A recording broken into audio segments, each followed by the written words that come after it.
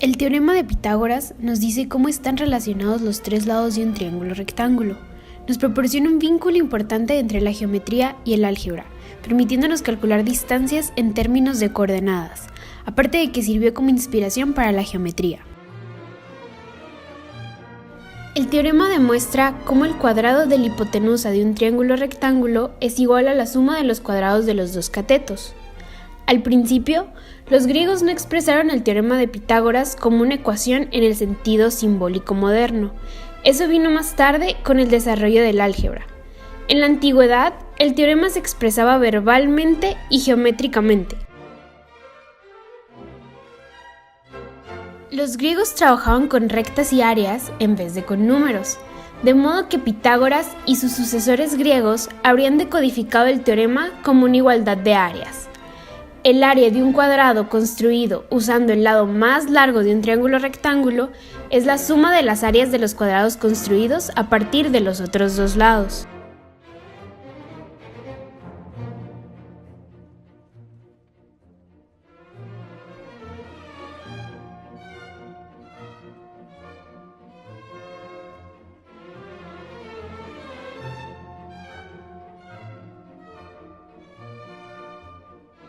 En apenas 2000 años, el teorema de Pitágoras ha sido reformulado en la forma de la ecuación algebraica a al cuadrado más b al cuadrado es igual a c al cuadrado, donde c es la longitud de la hipotenusa y a y b las longitudes de los otros dos lados.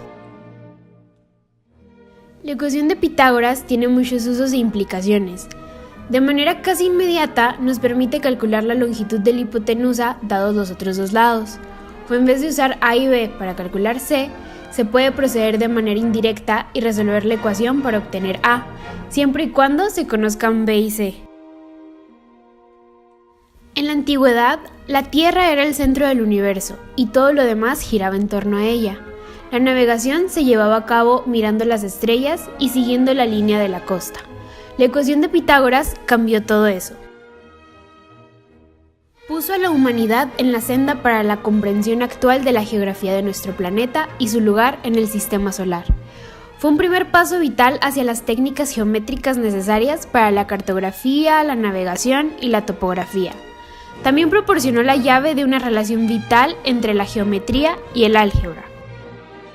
Muchos de los triángulos que nos encontramos en la vida real no son rectángulos, de manera que las aplicaciones directas de la ecuación podrían parecer limitadas. Sin embargo, cualquier triángulo puede dividirse en dos triángulos rectángulos y cualquier forma poligonal se puede dividir en triángulos.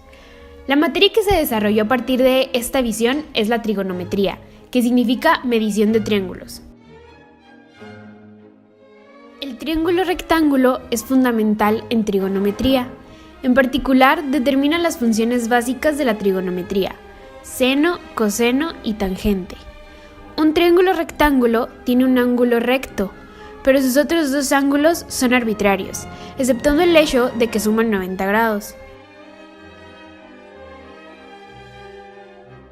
El filósofo griego Tales usó la geometría de los triángulos para estimar la altura de las pirámides de Giza, alrededor del año 600 a.C.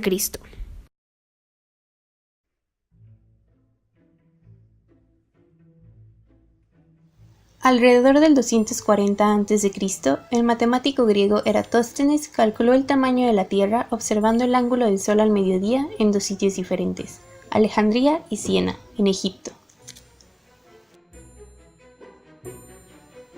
Una serie de eruditos árabes preservaron y desarrollaron estos métodos aplicándolos en concreto a mediciones astronómicas tales como el tamaño de la Tierra.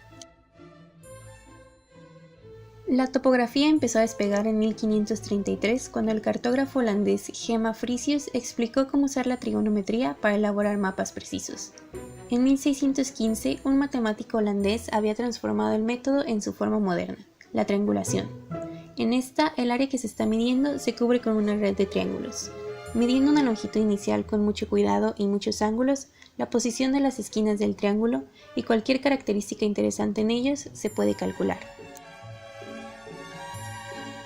El matemático Snellius calculó la distancia entre dos poblaciones holandesas usando una red de 33 triángulos.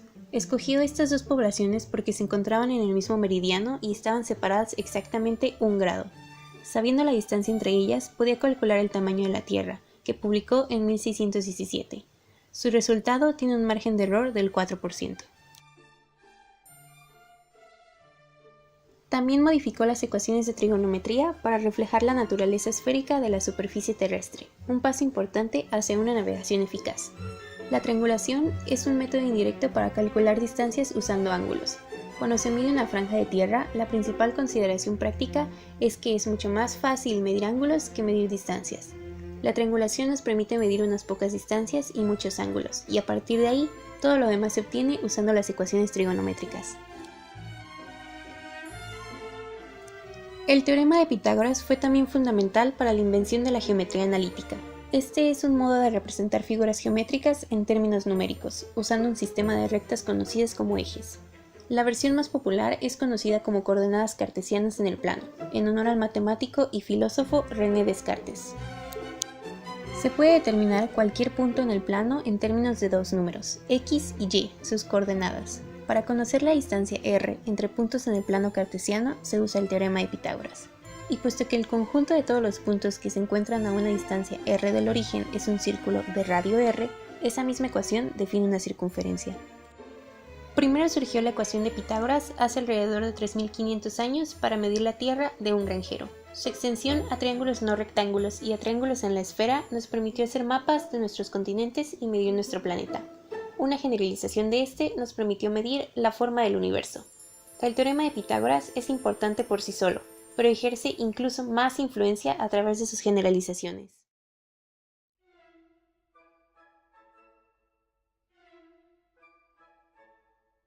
Continuando con la semblanza histórica de la Edad Antigua, hablaremos ahora de uno de los personajes que más influyó en la historia del mundo. Su nombre, Alejandro III, mejor conocido como Alejandro Magno o Alejandro de Macedonia. La huella en la historia de este general macedonio es absolutamente indeleble, tanto por sus hazañas como por su marcada personalidad. Sus logros y conquistas militares fueron de tal magnitud que no fueron superados sino hasta unos 1500 años después por Genghis Khan y el Imperio Mongol hacia el año 1200 de nuestra era. Evidentemente sus gestas estuvieron a la altura de los militares más audaces de la historia de la humanidad, pues en solo 11 años venció a la primera potencia de la época, el Imperio Persa, y conquistó un inmenso territorio que se extendía desde su Grecia natal hacia las puertas del subcontinente indio. Difundió la cultura griega que, fusionada con las culturas de las regiones sometidas, enriquecieron el lenguaje, la política, el arte, la literatura y la religión, cambiando el acontecer del mundo de su época.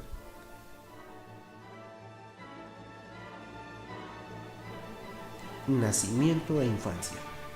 Alejandro fue hijo de Filipo II, rey de Macedonia, y de su esposa Olimpia. Nació en la ciudad de Pela, capital del reino, en el año 356 a.C. Recibió una cuidada educación en música, en geometría y en retórica, hasta que a los 14 años pasó al cuidado e instrucción del filósofo Aristóteles durante 3 años. A los 16 años fue nombrado regente de una provincia, donde se presentó una insurrección armada a la cual tuvo que hacer frente. Ese sería su primer acercamiento con la guerra.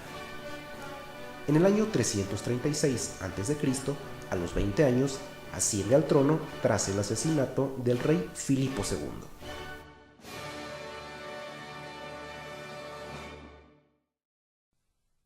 La conquista de las ciudades fenicias. En general, a su paso por la costa del Mediterráneo, recibió su misión de las ciudades fenicias de Arados y Sidón. Solo la ciudad de Tiro opuso resistencia, soportando valerosamente el asedio durante aproximadamente 7 meses. Prosiguió su camino al sur hacia Gaza, capital de los filisteos, tomándola casi sin sobresaltos en septiembre del año 332 a.C. La toma de Gaza le permitió la conquista de la costa del Mediterráneo para proseguir su camino a Egipto. La conquista de Egipto. En el año 332 a.C., Alejandro entró a Egipto acompañado de las fuerzas navales a las órdenes de su general Hefestión. En diciembre del año 332, finalmente derrota a los persas, haciéndose del control de Egipto y es nombrado faraón. La conquista del Imperio Persa. La conquista efectiva del Gran Imperio Persa fue llevada a cabo en tan solo 3 batallas principales: la batalla del río Gránico, la batalla de Isos y la batalla de Gaugamela.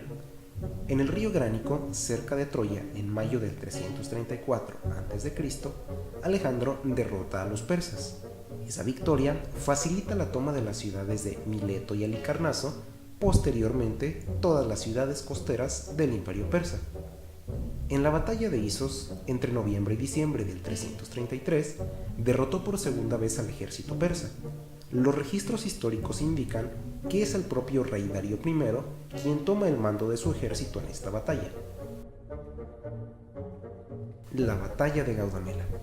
La batalla final para la conquista del Imperio Persa ocurre en el 331 a.C., después de pasar con relativa facilidad por las ciudades de Sidón, Beirut y Damasco.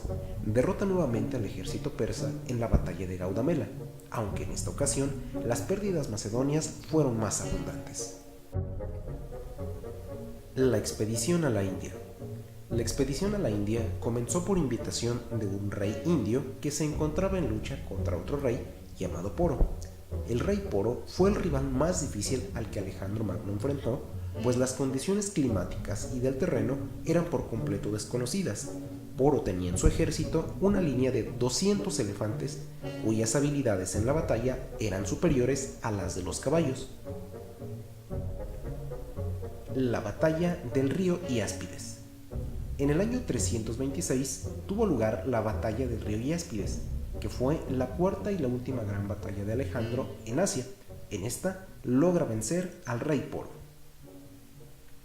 Cuando pensaba atravesar la India hacia el gran mar exterior, donde según la idea geográfica de entonces acababa el mundo, sus tropas se sublevaron negándose a seguirle, sobre todo los macedonios, por lo que Alejandro tuvo que organizar la vuelta a Babilonia. Los últimos años.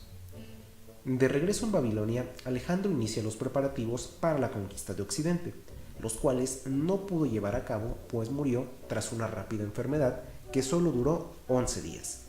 Murió el 13 de junio del año 323 a los 33 años, habiendo conquistado más tierras que ningún otro general hasta entonces y sin haber sido derrotado nunca. Su cadáver momificado, al que se le atribuían cualidades mágicas, fue llevado a Egipto por Ptolomeo y enterrado en Menfis en la tumba de Nectanebo II, el último faraón de origen egipcio. Posteriormente, Ptolomeo II envió su cuerpo a Alejandría, hasta que Septimio Severo, emperador romano, ordenó sellar su tumba para protegerla. En el año 365 d.C., durante un terremoto en el Mediterráneo, su tumba fue destruida. Desde entonces se desconoce su paradero.